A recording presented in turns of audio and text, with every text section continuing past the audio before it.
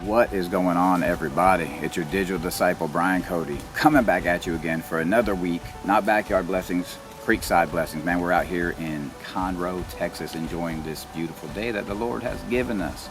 But I want to get right into this because on this video right here, we're going to be discussing the victim mentality that has not only taken over this world, but has now been weaponized by the evil parts of this world, the people who are in control, the ones that want to basically keep us fighting with each other so that we don't see what they're actually doing. And I'm going to show you not only how this victim mentality has taken over and how it's been weaponized, but I'm also going to show you how biblically this all ties in. Not only how it ties into the Bible, but what God actually says about it.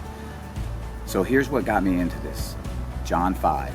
In the beginning of John 5, Jesus enters into the Pool of Bethesda. There's a place where there's several pools, and during the day there's all these sick people meet there, and the waters start bubbling up. It's almost like a spring, and when the waters bubble up, people believe if I just get in that water I'll be healed.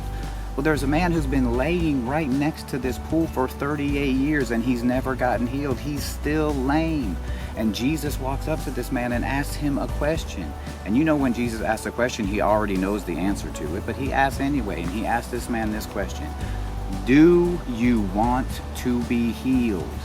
Now, the reason why he asked him that question is important because some people hear that and they're like, man, Jesus is being mean to this guy. Obviously, he wants to be healed. He's been laying there for 38 years. But what Jesus was really asking him was this: are you sure that you want your identity to change? Because you've been the victim for so long. You've been laying by this pool for so long that that's who you are now. You're the guy who lays by the pool and never gets healed.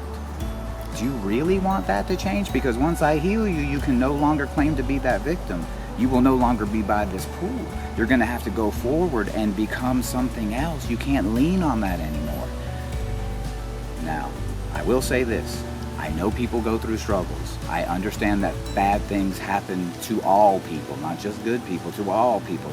I'm not trying to downplay anything bad that's happened to anyone. What I am saying is we shouldn't use that as our identity.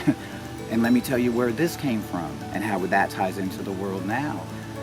My wife and I, and she's filming me right now, my new camera woman, we watch all these singing shows. The Voice, American Idol, you know, whatever, any kind of competition show, even Survivor. And they always interview the contestants at the beginning, or the participants. They put them in front of the camera. Hey, tell us about yourself.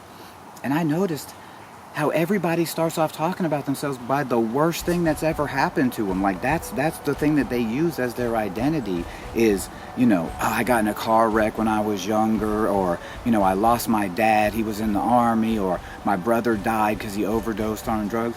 All of those are bad things, 100%. But why do we go to those places first? And notice they're in a competition show. It's almost as if they're saying, well, here's why you should vote for me. Not because I'm the greatest singer, but because these bad things happened to me and I need a break.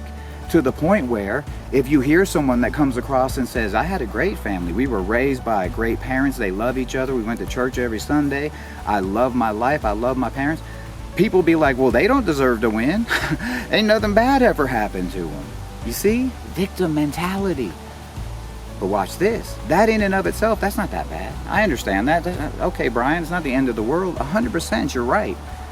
But here's where it goes south. And here's where people, the ones who are watching, who are trying to divide us, go, we can use this victim mentality. We can weaponize this and use it for us. And here's how they do it. I'm going to give you a couple examples. First example.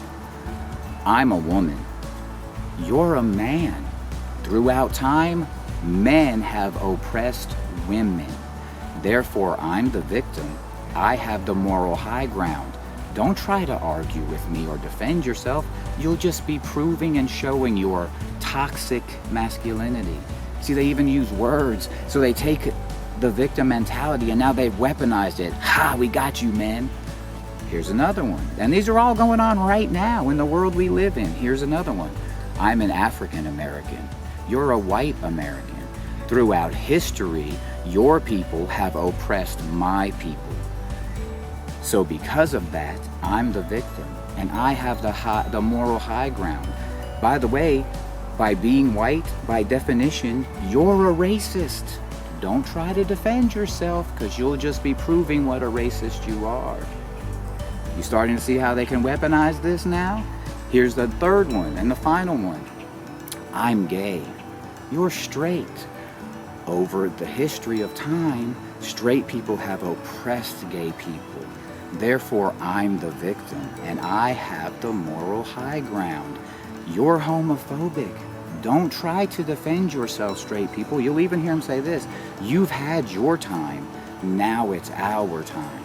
So those are just 3 quick examples of how this mentality can be weaponized and used against us. And they really love to use it against Christians. That's why they put this stuff in your face all the time. And there's a term for these people. They're called presentists. And here's what that means. They want to penalize the present for things that happened in the past. And that's what the issue is. And that's exactly what they've been doing lately. Now, they warn us about this in the Bible. Jesus tells us in Matthew 7, he says this: you cannot put new wine into old wineskins. What does that mean? That's what they're doing now. See, they're taking the new wine, who we are now, and trying to put it into the old wineskins of the past and penalize the present based on what happened in the past. And Jesus tells us you can't do that. You know why? Because you spoil both the wine and the thing that it's setting in, right? The old wineskin, they both get destroyed. So, all right, man, now you've told me about the problem. Now you've told me about this issue on it. You told me what Jesus says about it. But dude, those are just the times we're living in, dude. What are we supposed to do, man? I mean, I basically have given up hope. I'm just going to take my family and go hide out, wait for this to be over. No, that's not what you do. Because in Romans 8, it tells us this. Paul tells us this. Why would you give up hope? Who hopes for something that they already have? You hope for the unseen. So this mentality and these things that are going on right now, they shouldn't cause us to lose hope. They should actually cause you to have hope, because you hope for the things that you don't have. I don't have to hope for this hat. I'm wearing it. You see what I mean? That's the difference. Last thing, and here's how we have to handle this as Christians especially. You can't let these people take this from you. See, when someone comes at you and says, yeah, you're white and I'm black and your people have oppressed my people, instead of getting into that argument with them, you don't allow them to take that from you. Instead, you say to them, hey, you want to talk about the things that are separating us, the things that are different, the problems we've had in the past. Why don't we talk about the things that we have in common? Why don't we talk about the things that make us related, that make us together? We're human beings. Our skin color should not separate us. Let's talk about things that bring us together. And Jesus talked about this. And of course, he was talking about laying down his life. But I'm telling you right now, in John 10:18, Jesus said this: no one takes it from me. I have the authority to lay it down, and I have the authority to pick it up. Now, he's talking about his life, and I know you're taking that out of context. No, we all have that same ability. No one can take anything from you that you don't allow them to take from you. You have to give it to them. So don't give them your peace. Hold on to your peace. Don't let this victim mentality be used against you. Use it. When someone comes at you and they try to use it to have an argument, you use it to bring yourselves together. That's how we do it. So like I said, don't allow your peace to be taken from you. Don't allow accusations to be thrown at you. And don't allow this weaponization of the victim mentality allow these people to get to you. Our peace is our peace. Hold on to your peace. Understand who your Father in heaven is. See what the Lord said about it. He said it's yours to lay down and it's yours to pick up. You've been given the authority. Don't give your authority over to somebody else. Stand up and fight. That's what we have to do. As Christians, you have to stand up and fight for what you believe in. And sometimes you do that by not falling into their traps. That's my prayer for everybody this week. May God bless you and keep you. In Jesus' mighty name, amen.